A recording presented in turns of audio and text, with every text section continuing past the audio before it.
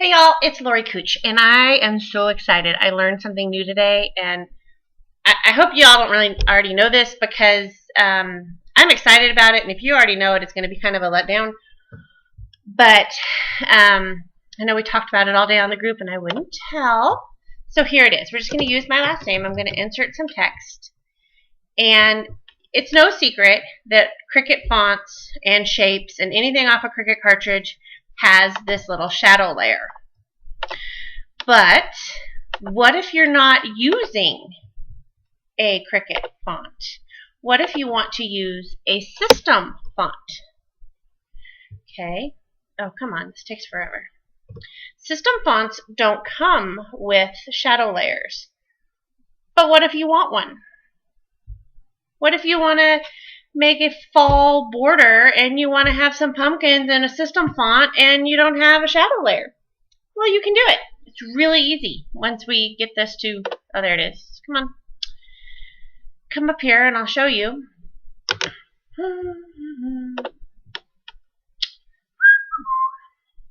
Oh, these fonts take forever and ever.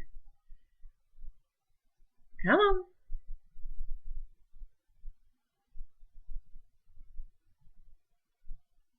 I don't have that many fonts. Okay. So let's just find one. This will work. So when you go to the layers, there's not a shadow layer there anymore. So I want to make it bigger. You want to flatten it. Okay, that makes it a print to cut. We're not going to actually print and cut it, but we're going to pretend we are. We're going to send it to the printer. And on this more matte settings, make sure that bleed is checked. You need that extra bleed in there. And then hit print and go. It's going to open your print window. Now I know in Mac it's probably a little bit different, but in a PC you click this change button here and say save it as a PDF. So now it's not going to print it, it's just going to save it as a PDF. Okay? So then you say save. This is so cool. And I'm just going to save it to my desktop. And I'm just going to call it Kutsch. And save. Okay, we're done. We're done with that. We don't need it anymore. I want to cancel this cut. So next I need to find my PDF. And it's right here. So open that up. That's why I use my desktop, because it's just easy to find. Next I'm going to wait for the spinning wheel of my computer that is dying. Just going to copy my name. I didn't get it quite tall enough. Oh, okay. Maybe I did. And then I'm going to copy it. So I just copy image. I hit right click. Then I'm going to open up Paint. I should have probably already had this open. Find my paint. Is it in accessories? Yep.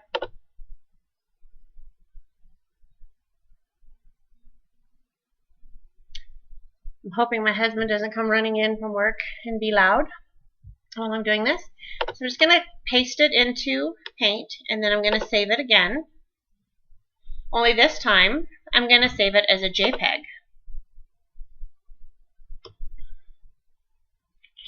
On my desktop, and we'll call it Kutsch. Okay, shush. But not Kutsch PDF. Kutsch JPEG. Make sure it's a JPEG or any other photo font you're going to use. And we're done with those. So now we go back to Design Space, and we're going to upload an image. Yep, you know which one. We're going to browse on the desktop for my JPEG image Kutsch. That's the one. I mean, it's a simple image. There's nothing intricate there. I'm going to make it a little, I don't have to. So you're just going to click, and this is slow on my computer, because we want to choose the areas that we're going to get rid of. So we're just going to click on the white areas and wait for my computer to respond. And get rid of all the white ones, just like anytime we import an image. Go to continue.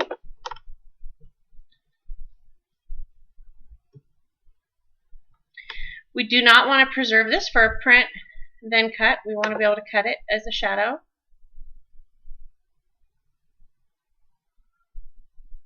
Okay, and we say save.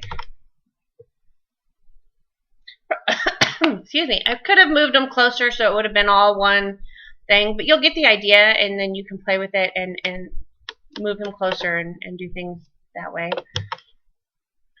So it's going to come on big. You want to move it to the back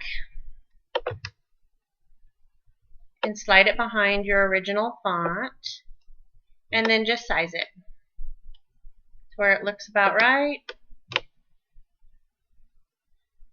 Ta-da! How exciting is that? You're going to have to play with it a little bit, because I need to move this over a smidgen. So move your back. Oops, see, I've got the wrong one. Move the, I can click over here. Move this layer around, sizing wise. And move this. It's just, you got to play with it to get the right sizing. Like my K looks good, but my other letters don't. Just keep playing until you get it sized right. But you have a shadow layer, and that's how you do it with system fonts. Now, to make sure, look over here before you go any further. Your original alphabet is still at print and cut. So if you unflatten that and then click on layers and go right back to cut, you'll be able to cut that out on your Cricut as individual layers. That works with any font, any image you upload. And like I said, I should have probably moved these letters closer so that they were touching, and then I would have had a full silhouette behind it, shadow, and that's what I did earlier today when I was playing with it. I used a different font that was on my other computer, but that's it. I'm so excited by this. I think it's so cool and gives us so many more options of things that we can do, and just by using fonts on our computer or an image you have on your computer. So that's it. I hope you liked it. I hope you're as excited as I am, and have a wonderful night.